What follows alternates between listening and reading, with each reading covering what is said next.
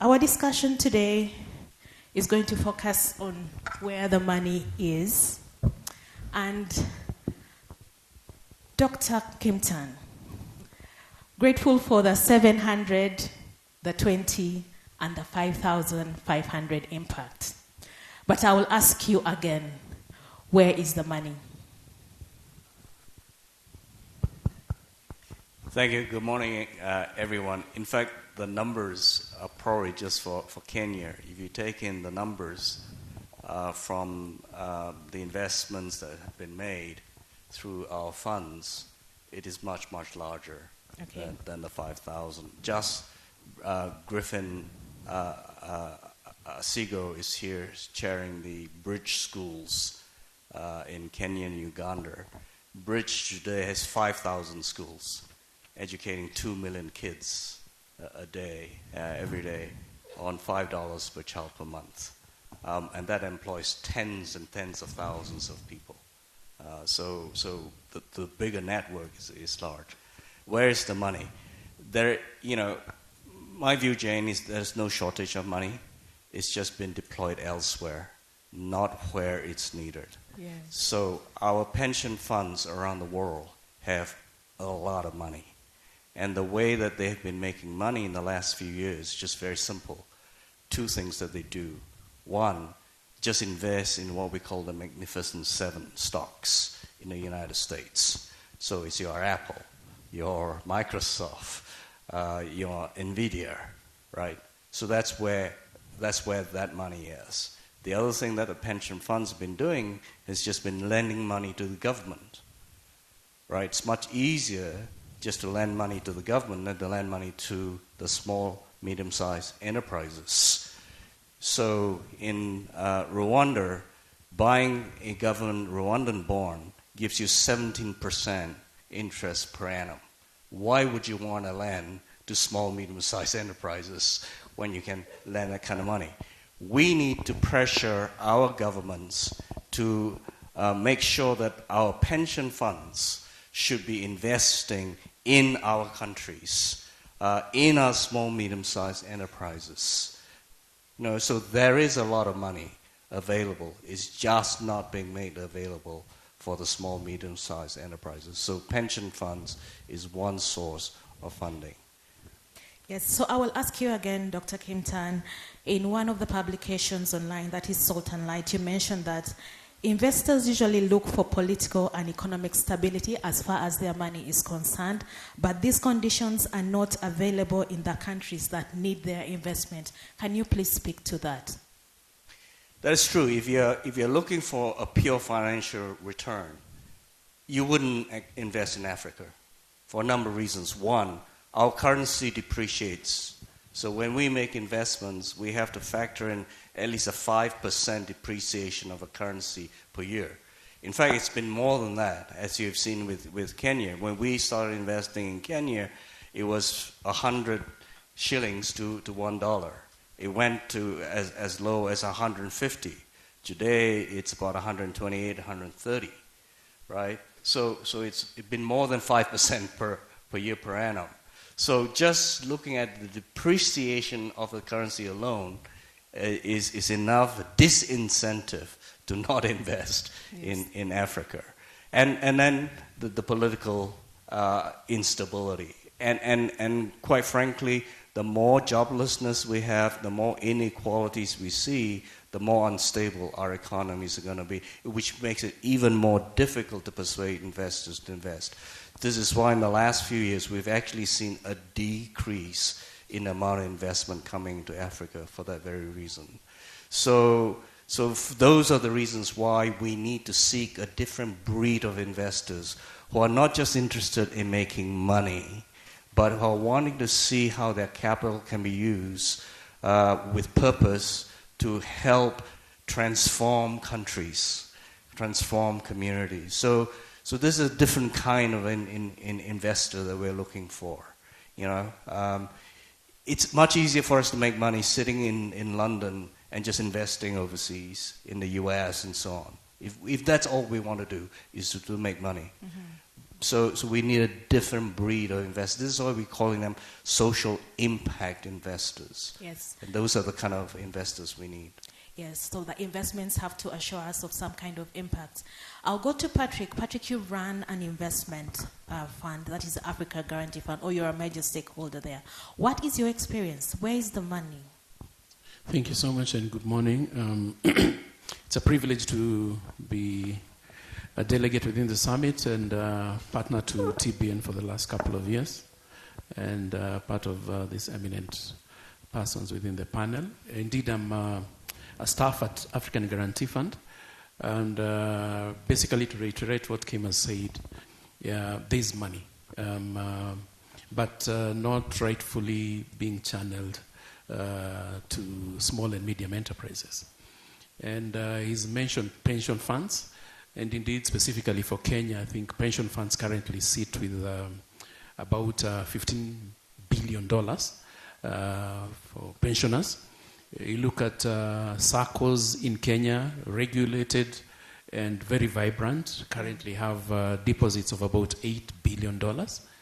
And then, of course, banks, looking at the current exchange rates, have savings mobilizations or deposits upwards of $61 billion. But again, I think, as Kim has indicated, it's easy, it's safer to invest in treasury bills.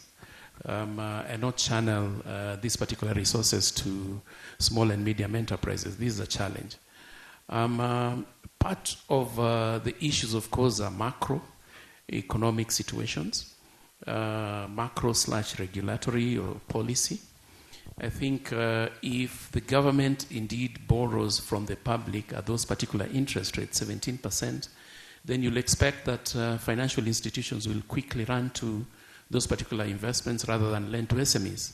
And when you deprive SMEs of financial solutions to grow, then it's stifled, and has been given here that if SMEs don't grow in scale, then employment opportunities dwindle, and mostly affecting the youth.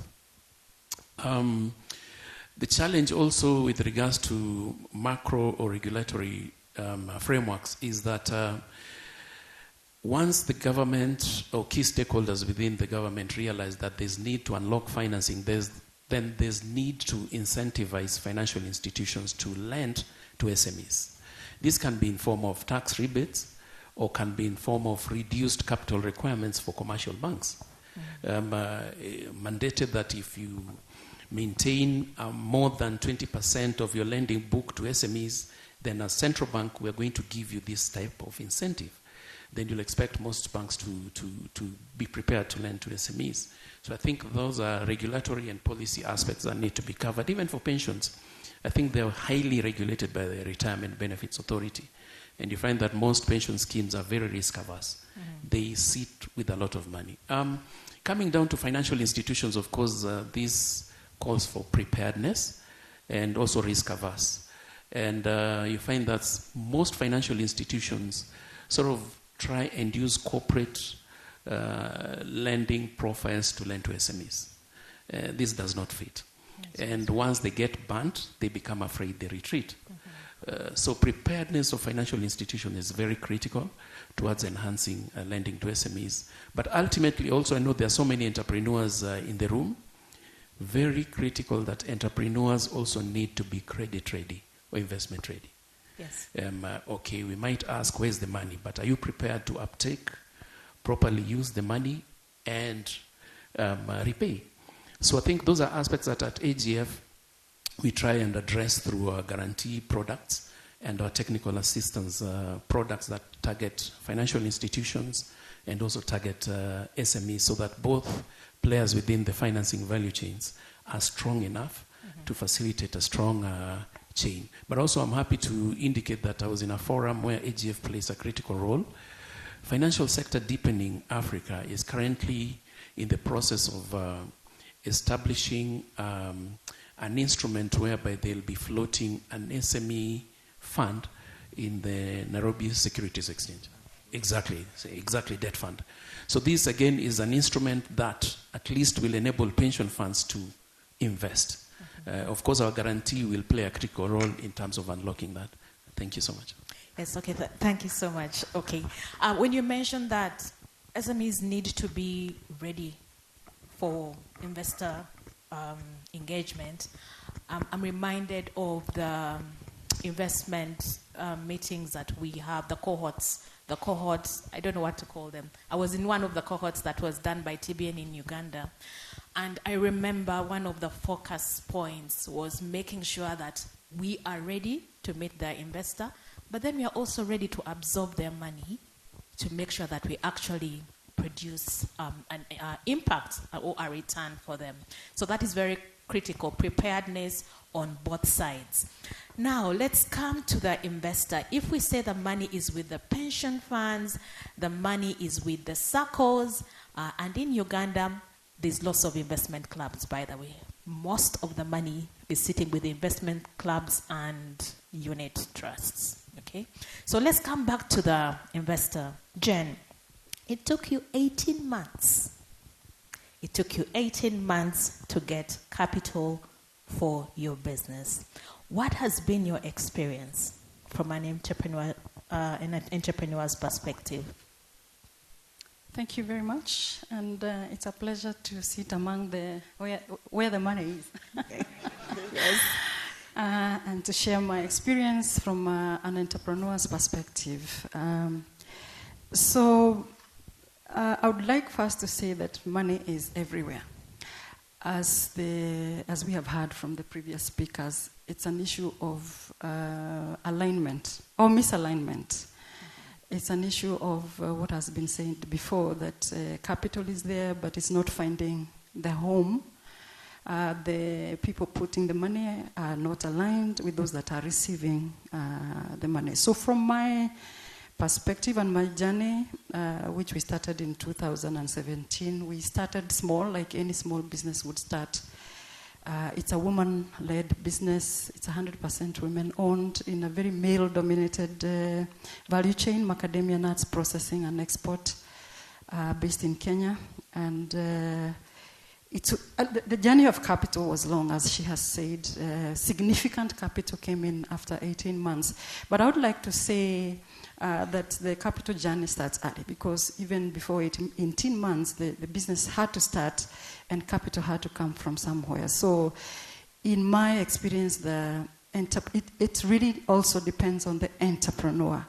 Your passion, your focus, the innovation, mind, the resilience, all of that. I won't say I'm perfect, but that aspect of being very focused and resilient and passionate and very convinced about what I wanted to get into and the purpose that I was getting into it together with my partners is part of what served to begin to attract capital around me.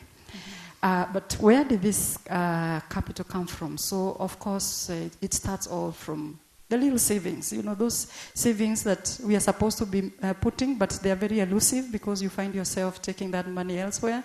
But savings is the first place to go. Because a business has to start by some self-funding. I think it's an illusion to think that you will go out to an investor with zero skin in the game.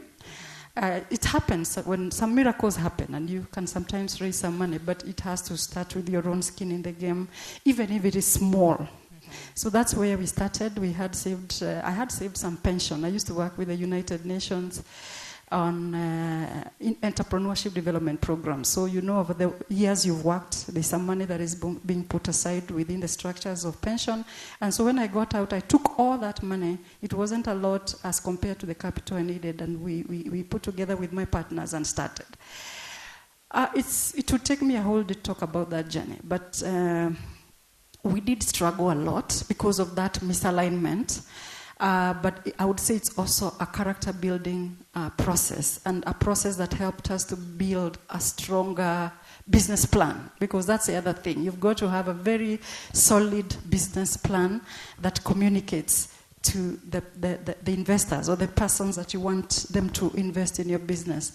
So the painful journey of 18 months, trying to find where the money was, was a process of strength also, because, like I'm saying, we're able to ensure that we had a corporate business. We were very clear on our vision and mission and values and culture. Culture is so important because that is actually what sustains the business. I would say that very confidently. Peter Drucker said that culture eats strategy for breakfast. So before 18 months, we were developing all of that. Our business model, how are we going to generate revenues, how are we going to create impacts, how are we going to scale, preparing for that scaling and preparing to receive the money. So we were able to begin to raise money from angels, friends and family. We borrowed from everybody. From first savings, and then we went to everybody, and people started avoiding us because I was going to tell my family members, I need 500,000 Kenya shillings, last like $5,000. Could you help me? Because this is my business plan, and this is what I'm passionate about. And I did get some people in the family that were able to put money, but I would say cautiously that when you go to family and friends, you've got to be very clear on terms also, because that's a potential area of destroying relationships in the family. Then we got to the investors. We started very early going to them, but we didn't have performance. Yes. Yeah, so you have a very good business plan, your financial projections are excellent, the product is proven, you started doing a little thing here and there, or even other businesses are doing it, but you yourselves have not performed. So they said, go back and perform and do the whole thing. And we did go to other people, like customers, by the way. So we went to our customers and we were speaking to everybody, and those were our angels. You'll be surprised that you can get investment from a customer. So that's where we got started with our first investment, and we were able to invest into working capital and quickly begin to revolve the money. And as we performed now, we were able to attract other investors. But I would say TBN played a very large role. I was in the cohort of 2018, and that was just like 1 year, not even a whole year when we were starting. And I went through I think we used to call it Skill for Success, or it had an earlier name, where we were being prepared as for investments, the investor readiness program. And that helped to help me define my business, identify myself with what's my vision, and therefore what do I want to do in business, and develop the business plan as well. And look at the various operational areas of the business. So that foundational capacity building, let's call it that, was very important to begin to prepare me and my partners and the business to be attractive to investors. Great. So over the years after that, it hasn't been easy, but the journey of fundraising to me has been about two things: the entrepreneur, myself and my partners, and the business itself. How strong is the business plan and the plan for scaling and growth? Great. So I don't think we can pass the opportunity to look at the question of performance. Simon, you do financial advisory and you do investment management. Let us talk about this big elephant in the room of performance. The point when SMEs need money will most likely be the point when they do not have the performance. Talk to us about that. What should we do to impress you, Simon? To believe in our business plan, to give us the money. Let's talk about performance. Yeah, you have asked me a very hard question. But let me start by, first and foremost, appreciating God for the privilege of life to be here, and thank Kim for the exemplary support and leadership. We appreciate it. Before I answer that, I had a couple of things just to rejoin us, and I'll do it very brief. Yes, thank you, Simon. I think the first is when our pastor was speaking, I had this scripture in my spirit, Psalms 103, verse 13. I know you are about to arise and show your tender love to Zion. Now is the time, Lord, for your compassion and mercy to be poured out. In the TPT version says, the appointed time has come for your prophetic promises to be fulfilled. And I just thought of sharing that so that it can also encourage someone. And when the set time has come, there is an alignment that happens. Yes. You even form TBN alliance. Yes.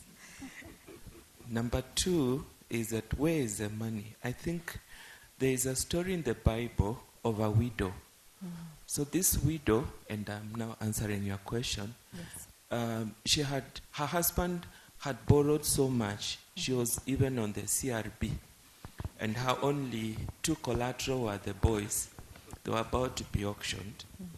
And the prophet comes and says, go borrow structure. So my comment is that money flows where there is structure. So you have to form, even in businesses, no matter how big the vision you could be, if you don't have the requisite structure to realize the value of the vision, that can be a challenge. And to the extent she borrowed structure, there was supply. Simon, I'm going to ask you to break it down for us. When you talk about structure and performance, can you please help us align the two? We know the story in the Bible. Yeah. I would like you to bring it back to a business. Okay. Yes. So there's this time, just to give you a basic example, I began the business with about $3,000, and right now we are managing pension funds of around 950 million USD in Kenya, Uganda, and Mauritius in about 13 years. I wanted to start the business in the house. A friend of mine told me that you are stupid. I asked him why, and when people tell you are stupid, ask why. They could be right. So I asked why. He told me businesses that start in bedrooms, they sleep. So I left the house and with 3,000 went outside and organized a small office. So just the office location, that is structure.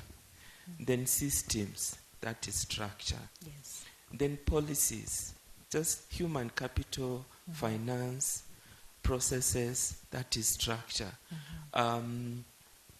Issues to do with website, communication channels, those are actually structures. Yes. They're the empty vessels that God uses to answer to your vision. Yes. So I thought that that's important. And then, of course, you have to keep the records.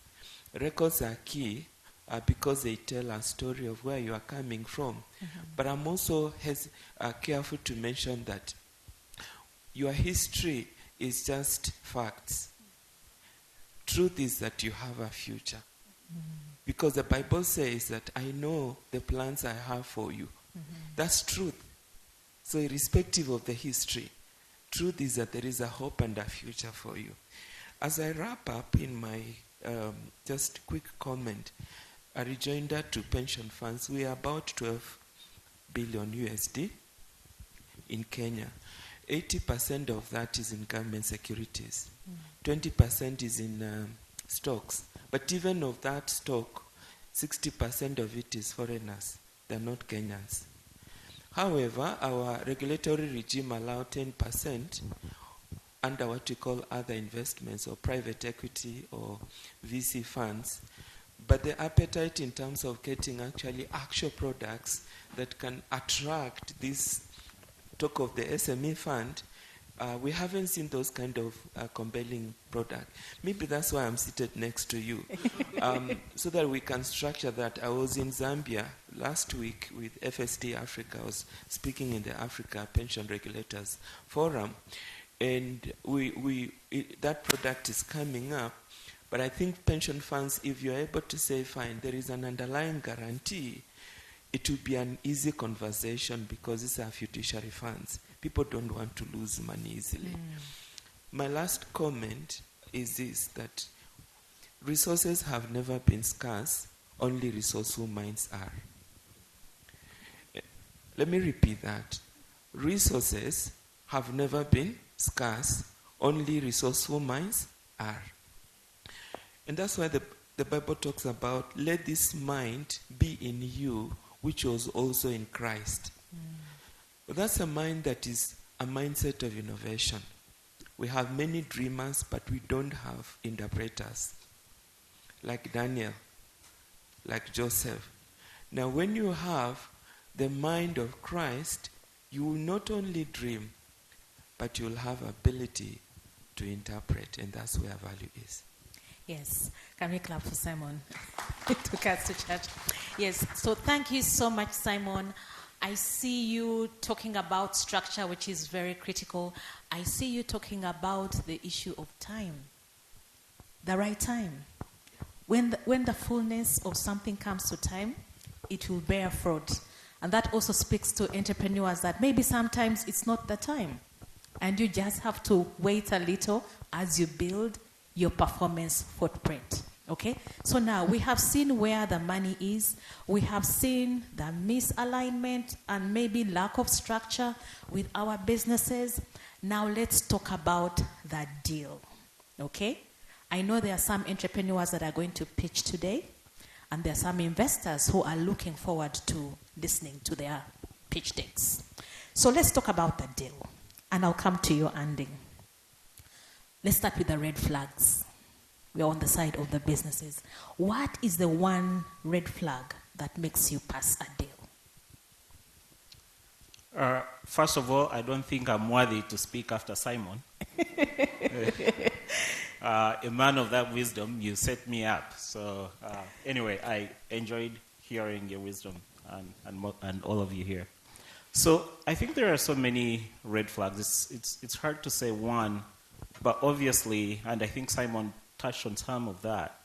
But the lack of transparency, I think, is the deal breaker for deal making. You know, so if an entrepreneur or a business shows up and they're just not being truthful, and they are hiding numbers and information, that breaks trust. And I think trust is the foundation of any successful business relationship. Wouldn't you agree? Yes. So that's really, really, I think, the key one. But then there are others, obviously. Misalignment of values. So for us, when we're making deals, we actually what we say that our mission statement is like we invest in mission-driven, in values-driven entrepreneurs. And when you say values-driven, it's because we are looking at values that align with ours. And so we have to see is this entrepreneur, is this venture walking the same journey as we are walking, or where we want to go. And so it's also for you as an entrepreneur, if you're looking for a funder, it's like you have to also look at their values. It's like, is that actually going to be an alignment there, or is there going to be a clash of heads? And so that can bring a fractured relationship. So values, alignment. And then I would say maybe lastly, a related structure, the management. What's the team like? And are they capable, or do they show, the history enough? Yes, we agree that, what did you say? The truth is the future. But we want to see what's existing to see that if we entrust resources that we've also been entrusted with to steward, that actually the business that we're passing this money for a season, that they're actually going to steward it well. Then obviously to echo a bit about what these gentlemen and ladies said here, we think about pension funds as where the money is, but I think we also need some imagination from private capital, because pension funds have their money and they have to be risk averse, because if I have my pension there, you don't want it put in so much risky ventures. But how about the money that we have, the leftover that we have?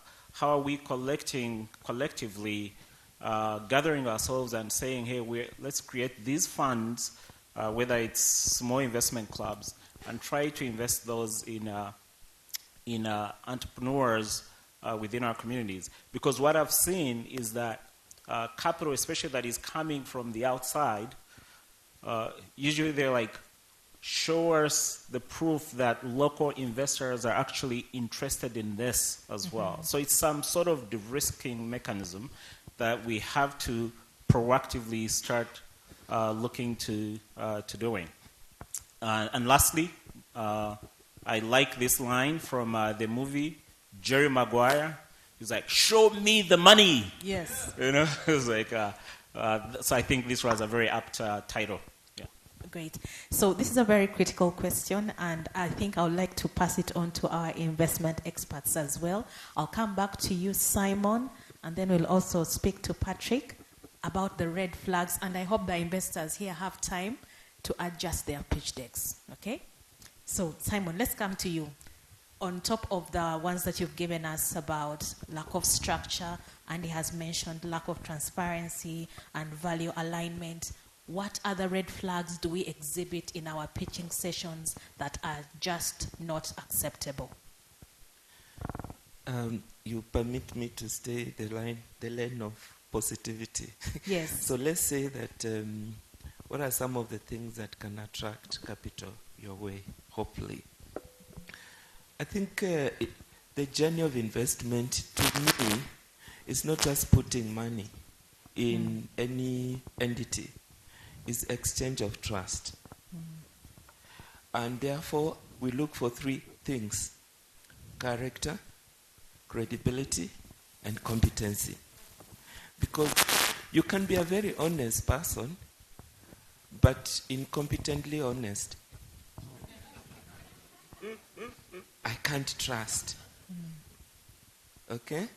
So I take it again. Competency, credibility, and character.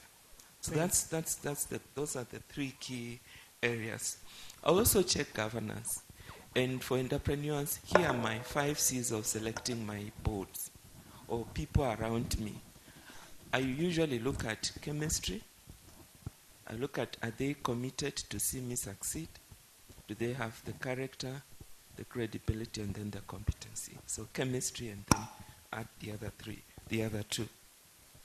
The last point I want to add is that beyond those 3 C's of trust that I have talked about, and I have borrowed that from Steve Covey, The Spirit of Trust, in his book, he said, when the level of trust is high within an ecosystem of relationship, the speed at which you get your results is higher cheaply. Okay? And let's make it very practical. When an investor trusts, the level of trust, the trust quotient is very high, most likely you'll transact faster, much faster, at a lower cost of debt. So you've got to check, in what way do I earn trust? That's it. Okay. And then the last point is that I also check on the quality of the vision, commitment to harness or to realize that vision, and also the capacity to execute. Thank you. Okay. Patrick, would you like to add anything that hasn't been said? No, totally aligned. As African Guarantee Fund, we don't deal directly with the SMEs because we work through financial institutions, PE funds, commercial banks, MFIs, and of late SACCOs. So totally aligned by what he said and what Simon also said. Okay, thank you, Patrick. Jonathan, I would like to get to you. I love the talent representation in your name. And you say that talents, you are very focused on talents and how they are deployed to create impact in the community. Now, this question comes to you with the mind that even the people who are underserved have talent, as far as Talenton is concerned. How can we make funding more accessible to our underserved communities? Yeah, great question. I'm going to lead in with a couple of really, I think, important passages of Scripture. Because as faith-driven entrepreneurs, do you really believe with your heart that you have a competitive advantage because of your faith, because of your looking to Scripture? I would say start with James 1:5 and 6. Claim it with all your heart. It says, if any of you lacks wisdom, ask God, but believe with all your hearts, with faith, that you'll get that wisdom. Number 2, take 1 Chronicles 29 to heart. All resources are God's. The Scripture is really clear. That all resources are God's. So where are they? How do you find those resources? That's the key question. And how do you get them to the people that need them the most?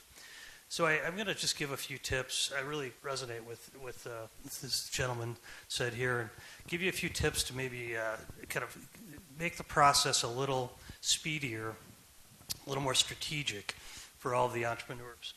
You know, I think you should absolutely cast a wide net, but you should also know the types of investors that are going to invest in your situation, your sector, the size of your business.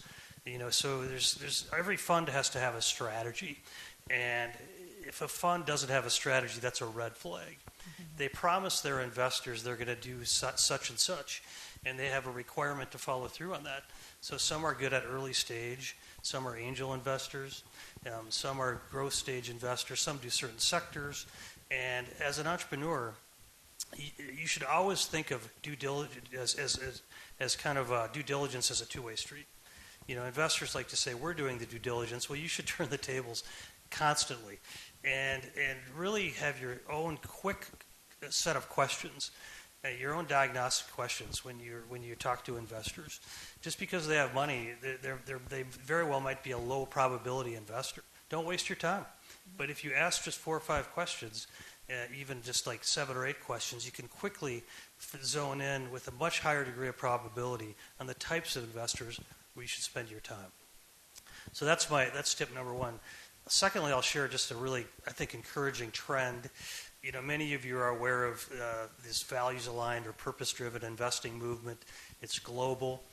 ESG is getting a kind of a bad reputation, maybe deserved in some circles in the United States where I'm from. But people of faith are increasingly taking 1 Chronicles 29 to heart. They really are, which means they're really trying harder and harder, not just to say the 10% or 15% that I'm giving or tithing or to charity, but all 100% needs to be put to purpose, in alignment with values, in alignment with purpose that fits their faith.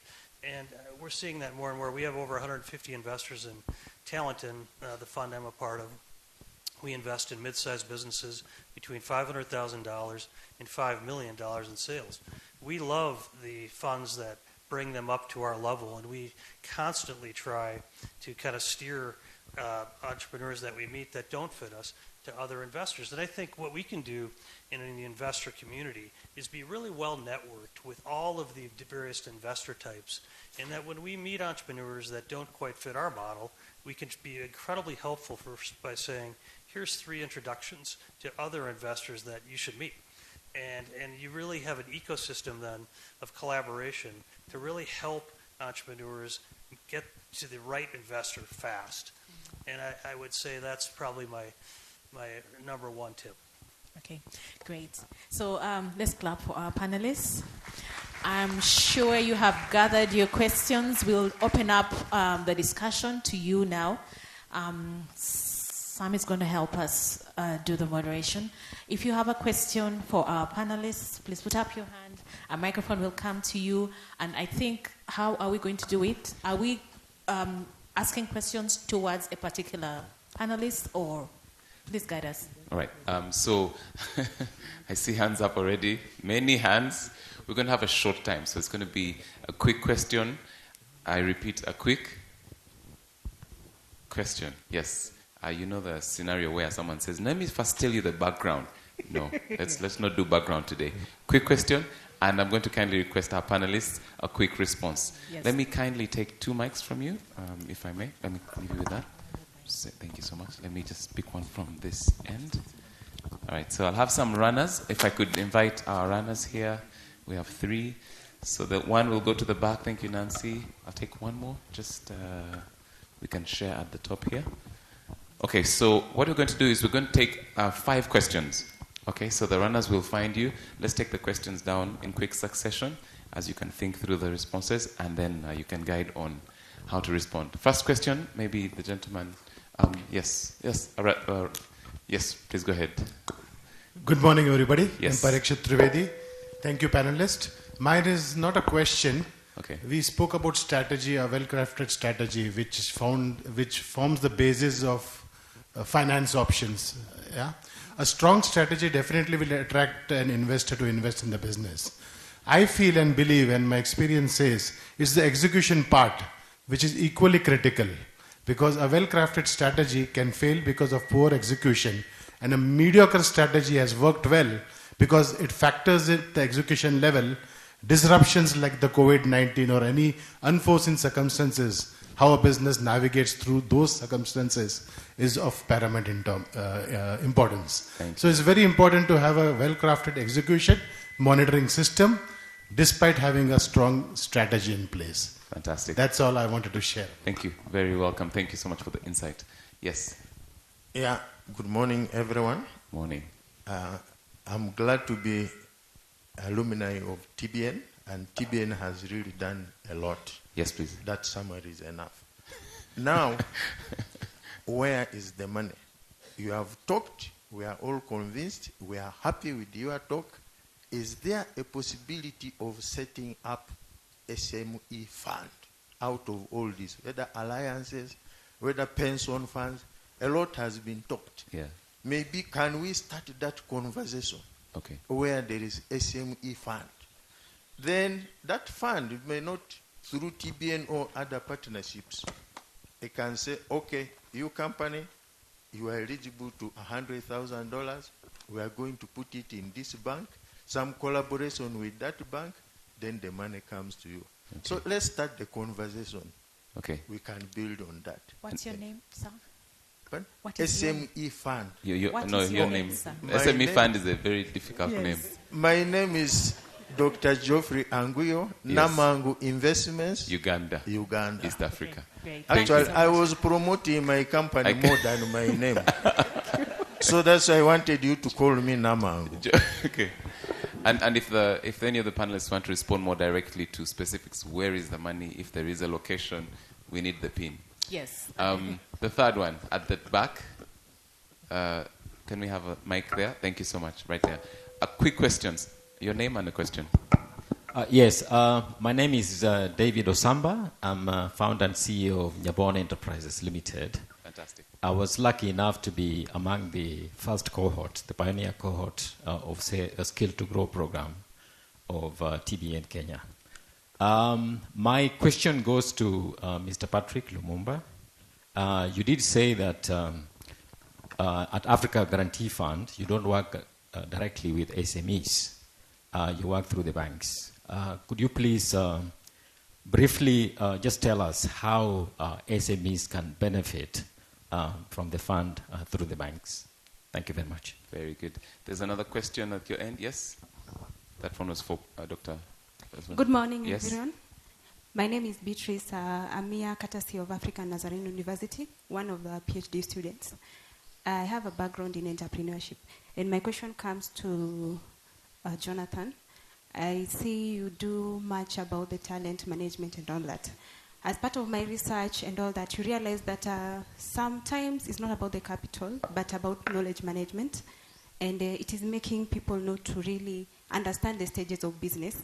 When it comes to somebody maybe want to invest in a sector which is already maturing, meaning that at some point it's going to not bring profit, now it's going to be degrading. And also they are not able to identify, is it in early stage, maturity, or when to stop, or when to change the game.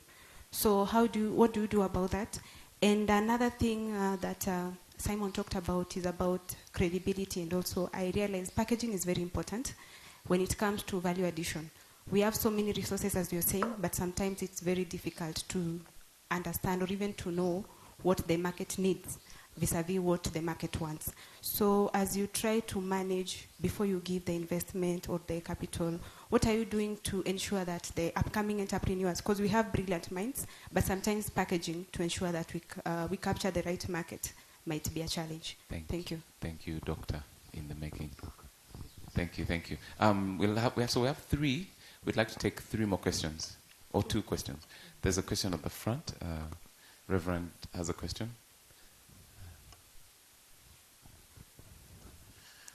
Thank you, all our presenters. My question goes to Reverend Andrew Agaba. I'm the Director for Household and Community Transformation for the province of the Church of Uganda. And my question goes to Simon. Thank you so much for your presentation. You talked about some of the things that can attract capital to you. And one of the things that you commented about that I would like you to expand is about the chemistry at work. That was very, very critical in terms of business management, and especially when they are institutionally structured. Then secondly, it goes to Dr. Kim. As faith actors, how do we create small-scale entrepreneurs intertwined with faith within our communities for social transformation? Okay. Thank you. Thank you, Reverend. And lastly, we'll take one on the far end. Right, let's take it at the front. Yes, behind the second row. That's the final question, and then we'll have hopefully some quick responses. Thank you very much. My name is Sunday Alex from Uganda. Two questions. One is, as a Ugandan, can I invest in treasury bills and securities in Kenya or another country, for example? And then number two, the money is there, but sometimes, of course, can come with different terms and conditions, and you may need to repay the money. Some investors, for example, investments could have a lot of high interest, and others may actually be more expensive than the commercial banks. So I would like you to comment on that, because sometimes we get impact investment investors, but sometimes they're very expensive and it becomes hard to sustain. Thank you. What's your name, sir? Sunday Alex. Sunday Alex. From Bale, Eastern Uganda, dealing in pharmaceutical business. Thank you. Okay. Fantastic. So we'll get to the responses. If you have other questions, kindly write them down, but it's also not the end. We'll have opportunities to mingle and just interact freely. And also the next panel will also be having some of these conversations, so we can pick it up from then. Over to you, Belinda. Thank you so much, Simon. So we are back to our panel to be able to answer the questions that have been presented. We'll start with you, Simon.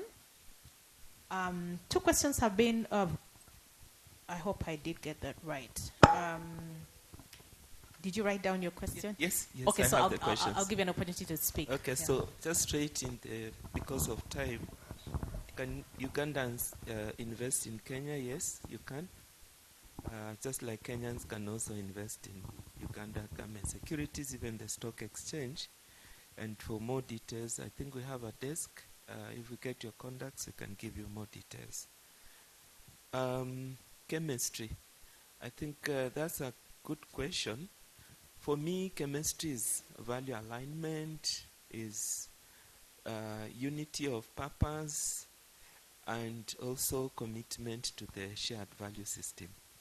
So when that happens, it's easier. In fact, what happens there is that God commands a blessing. Wow. You don't use a lot of energy to fight.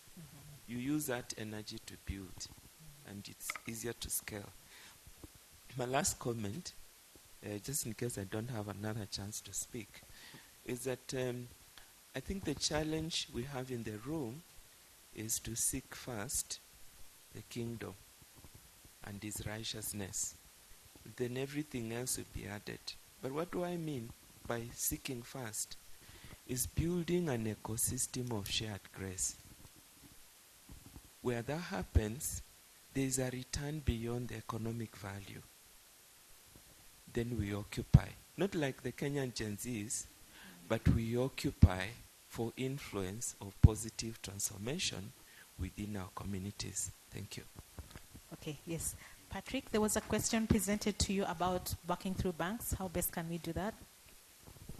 Thank you. I think I captured two questions. African Guarantee Fund, we provide different guarantee products that are accompanied by technical assistance, or what we call capacity development grant, because we feel that capacity is critical for all the players within the financing value chain. Largely, we work through financial institutions because as it is, we are currently in 44 countries in Africa and working with over 200 financial institutions. So by that, already impacting almost 40,000 SMEs in Africa. So that by itself, we don't interact directly with the SMEs, but through our financial intermediaries. However, one of the products that enable us to sort of interact with an SME directly is called an equity guarantee product. And in such a situation, an SME who sort of wants a long-term source of financing may seek for an equity investor.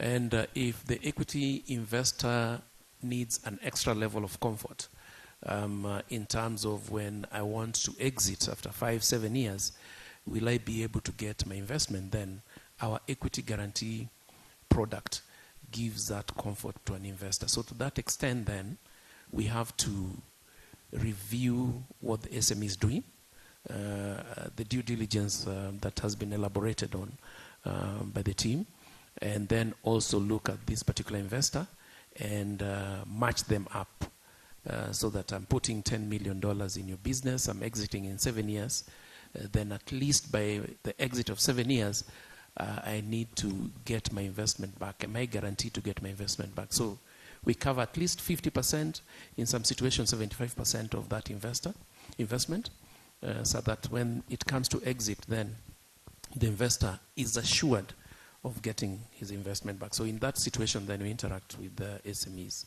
Secondly, there was something on SME debt fund, and we've talked a bit with Simon. Through our bouquet of guarantee products, and we had a session, 2-day session with the FSD Africa and the stakeholders. For pension funds being risk averse and justifiably so, they need extra level of cushion. If we are to put investment in such a fund, then are we assured that our pensioners will not lose the money? So our guarantee in that session, and we discussed with FSD Africa, is that, for instance, if a pension is going to invest in this particular vehicle, then they need reassurance that they'll be able to get the investment. Another layer of guarantee that we provide in that particular SME debt fund will be when the fund that has been established is lending to an SME, because the intention for this fund will be lend directly to some SMEs, but also lend to financial intermediaries. So we provide an extra level of cushion to the investor and to the fund that if you lend to this SME, then we are going to reassure you that at least you'll get 50%, in certain circumstances, depending on the structure, 75% of what you've lent to the SME or what you've lent to the financial intermediary. So there'll be layers of cushion for the pension schemes or pension fund managers or any investor for that matter. And of course, FSD Africa, without speaking on their behalf, the intention is to roll this out in a few countries in Africa. I know Tanzania, Zambia, Kenya, of course, and I believe the next stopover will be in Uganda. Thank you. Okay. Then we'll go to Dr. Kim Tang. I think the question was integrating your faith with your work. Unfortunately, we are inheritors of a very dualistic theology for the last 2,000 years. And what we do with our faith has got nothing to do with our business and our work. And that is a real disaster. And that, unfortunately, is a westernization of faith. So we need to get really tear down that barrier. I think the most honorable thing that we can do in terms of how we honor our God is to build really good businesses, right? It's to build really, really good businesses, define the good in a whole variety of ways in terms of our care for the environment, our care for our staff, our care for our supply chains, our care for our customers. You know, that's define good in a very holistic kind of way. I think, for me as a Christian, a follower of Jesus, the one thing that I'm always aware of is how am I stewarding the gifts and the resources that I've been given. Because I want to stand before our Maker, you know, and be commended as a good and faithful servant. And that's the challenge for all of us. Whatever your gifts, whatever your resources that you have, are you going to be able to stand before your Maker, whom you will face inevitably one day? And will you be able to look your Maker in the eye and know that you have been a good steward of all that He has given you? Thank you, Dr. Kim-Tan. Jonathan? Yeah, I want to specifically address the young woman's question that was addressed to me. Beatrice, yes. Yeah, and it was a good question full of points. I'll just try and summarize it, but a lot of it revolved around kind of the inherent imperfections in SMEs and due diligence and how decisions are made. And I think for any credible investor, due diligence is something you enter in carefully. You don't want to waste anyone's time. So it's so important to kind of do an initial screen and make sure there's at least you're in the same ballpark with fit. But then if you get into deep due diligence, I've yet to see an SME. We've screened over 250 SMEs, and maybe a lot more than that. That's the ones we have in our database. None of them have it all together. There's always a gap of some kind, a systems gap, a leadership team gap. You just don't have the resources to have everything in place. Often there's a governance gap. And it's so much better to be transparent and share openly about your gaps. Of course, you're trying to put your best foot forward. As an entrepreneur, you got to be super optimistic, and that's just goes with the territory. But you also, with investors, when they get into deep due diligence, we love hearing about battle scars. We love hearing about the failures that got you to where you are. And I think that just builds credibility and trust. To me, the beginning of ministry is due diligence. It's where you really begin to build trust and transparency. So by the time you get the money, you really know each other and you really respect each other. And as a Westerner investing in businesses in East Africa, I always have, as much as possible, our Kenyan staff by my side. We have 3 awesome Kenyan local regional office, and I know I have blind spots as a Western investor that I will never really see as well as my Kenyan brothers and sisters that are by my side. So we call it the best of both. It's just a humble kind of attitudes all around, and that we can learn from each other. I might bring a perspective outside in that's helpful, but I would be really sunk if I just thought that was enough. I really need East Africans by my side whenever I'm in due diligence, because they can help explain a lot of things that I don't readily get. And I just have to really be aware of that as an investor. Yeah. Thank you, Jonathan. We'll come to you, Andy. I don't think there was a question for me, but maybe what's your name, sir? SMS fund? Geoffrey. Geoffrey, but your question was towards answered. But I also operate in Uganda, and he actually also invests in Uganda. So I would like to talk to you. Yes. I think between the two of us, there is several $1 million of capital to invest. Did you just invest my capital? Yeah. that was quick. No, that's true. I know you guys very well, even though you don't know me. And then also you had a question. One of that was answered, but I don't remember the other one because I didn't think any of the questions were specifically to me. Okay. Do you remember his question? The second? The second part? It was about treasury bills. No, he answered that, but he Okay. had another question. Oh, yeah, cost he of was money. talking about the interest rates and the cost of The cost capital. of capital, yeah. And some marauding impact investing funds. Yes. And that's actually true. You hear funds that are actually astronomically expensive. Now, TBN, do we have any TBN entrepreneurs in my fund? Show of hands from Uganda. There's one. There's probably another person. You know, so we like TBN businesses, and I'm happy to talk to you as well to see if we can make a deal and if we have the resources to do that. Thank you, Andy. And we'll come to Jane. Yeah, I don't think it was a specific question to me, Well, but I could chime into the conversation, and I very much agree with what my co-panelists have been saying from a business and an entrepreneur perspective.